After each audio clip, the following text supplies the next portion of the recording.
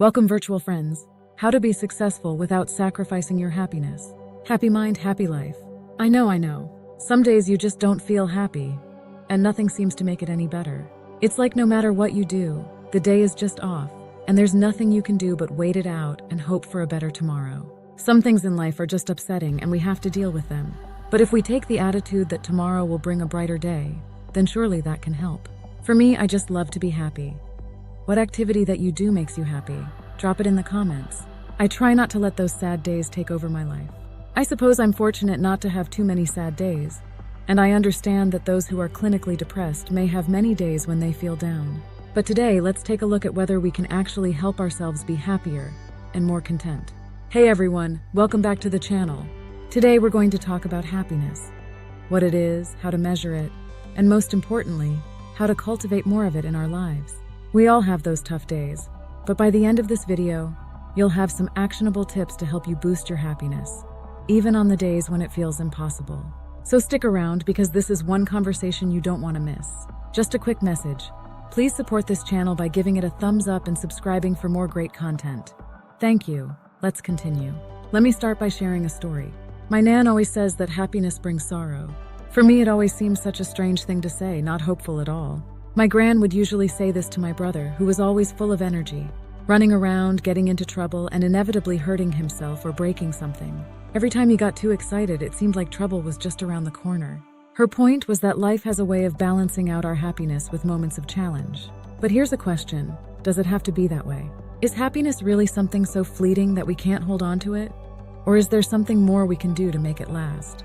Let's explore this. Did you know that happiness and success are closely linked?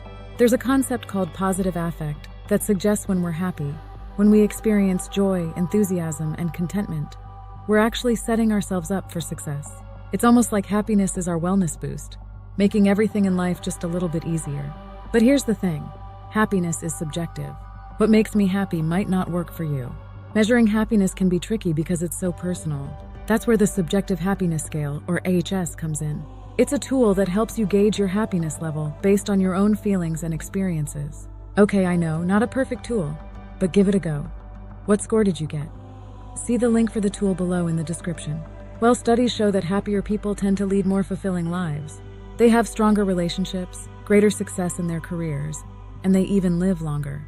So if you're aiming for a long, happy life, it's worth taking a moment to measure your own happiness. When I left the job I didn't like, even though I was making less money, I found myself much happier because my time was finally my own. I could decide when I wanted to take a break and what hours were best for me to work. Honestly, even on days when I wasn't feeling well, I stayed in my pajamas and still worked on my projects from home. That's how committed I was to my own work and goals. As I write this now for YouTube, it's 5 o'clock in the morning. I know I'm an early riser. I genuinely enjoy what I do, and I'm grateful to have a life where I can dictate my own schedule. But it wasn't always like this for me. And I understand that some of you might be in a different situation right now. What I'm saying is, work towards what you want. Set a goal and a timeline. It will make you feel much more in control of your life. Sometimes we find ourselves in relationships or work situations that don't make us happy. But what if we made a plan to change that, to create opportunities elsewhere? This could be a great way to increase our happiness. Even if you're not in the place you want to be right now, you can look forward to new experiences and situations.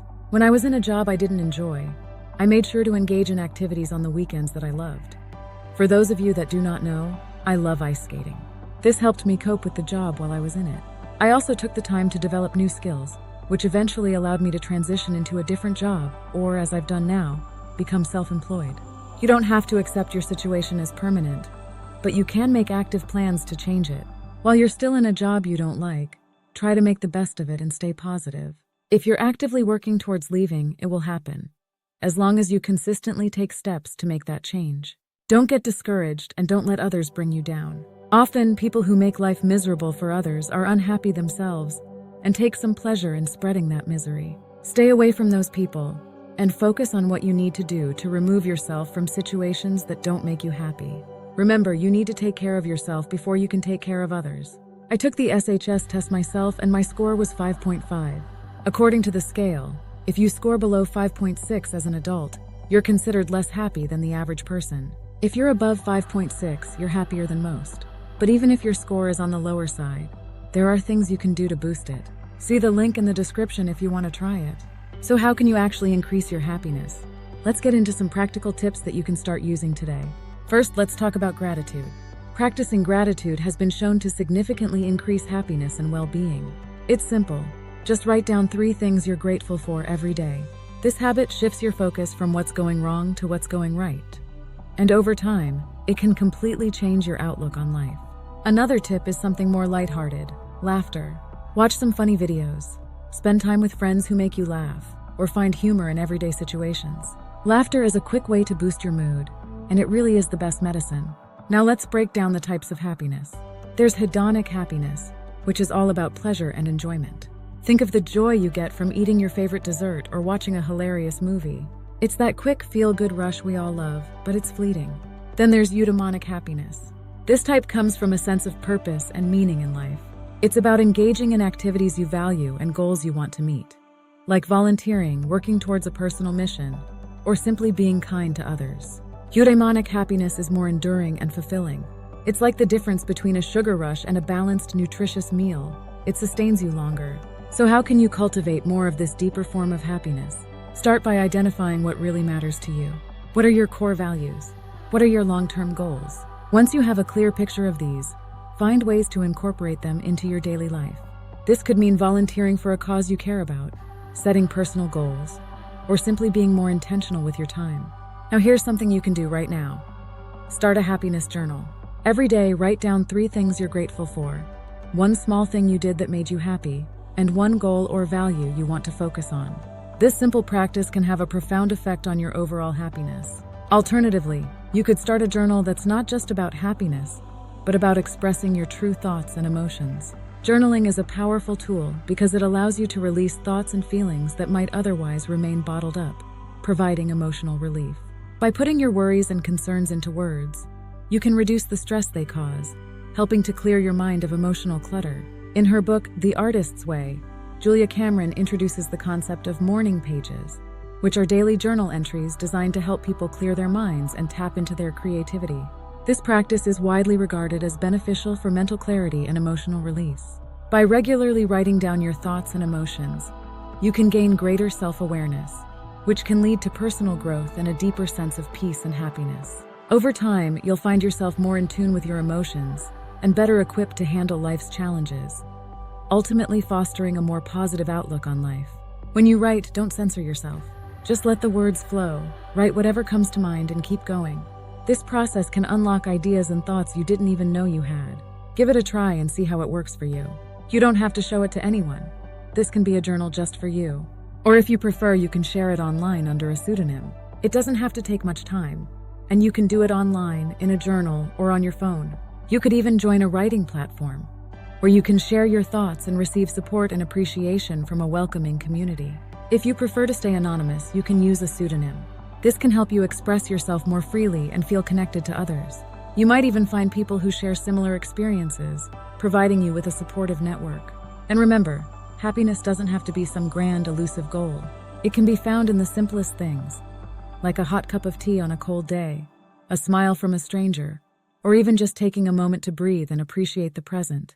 There's a verse in the book of Proverbs that says, "A merry heart does good like a medicine, but a broken spirit dries the bones." It's a powerful reminder that happiness isn't just a luxury. It's essential for our well-being. So if happiness is so important, why don't we take better care of it? We should treat our happiness with the same importance we give to our health. Think about it. We take time off when we're sick, but why can't we take time off to be happy? Why do we wait until we're at our breaking point to finally take a break? I believe happy days are essential. They're not just a luxury, but a necessary part of taking care of ourselves. Don't you agree? Mental health. It's like that invisible VIP guest who should be at every party but often gets left off the guest list. Just because it's not always recognized in the workplace doesn't mean it's not a big deal. In fact, it's kind of a huge deal. Take this, for example. When I worked for the government, they introduced something called a duvet day. Now, before you imagine everyone snuggled up in bed watching Netflix, let me explain. People were calling in sick at least once a week. Not because they had the flu, but because they just couldn't deal with work. You know, those days when getting out of bed feels like climbing Everest? So the government got clever and said, hey, why not give folks a break? Enter the duvet day. You got one unplanned day off a month, no questions asked. It's like a get-out-of-work-free card. Sure, it came out of your leave, but the beauty was you didn't have to plan it in advance.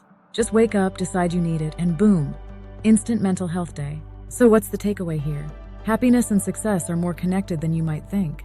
By practicing gratitude, focusing on meaningful activities, and finding joy in the small things, you can increase your happiness and, in turn, your success in life. Before we wrap up, don't forget to take the happiness test. I've left the link in the description. If you found this video helpful, give it a thumbs up and subscribe if you haven't already. Let's make this journey to happiness together, one step at a time. Remember, you can change your life. Thanks for watching, and here's to living a happier, more fulfilling life. Catch you in the next one. May our words be friends. Do share your stories about how you are going to make yourself happier. Stay happy, everyone. Here's a summary of this video. To be successful without sacrificing your happiness, it's essential to prioritize your well-being and align your goals with what truly matters to you. Start by practicing gratitude daily, which can help shift your focus from what's wrong to what's right in your life.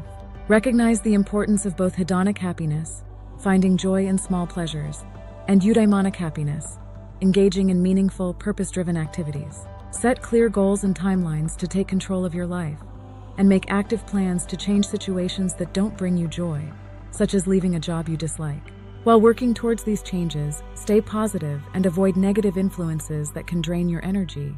By focusing on what makes you happy and taking care of your mental health, you can achieve success in a way that enhances your overall well-being, rather than detracting from it. Success and happiness can go hand in hand when you make intentional choices to balance both in your life. Have a fabulous day. What activity do you do that makes you happy? Drop it in the comments.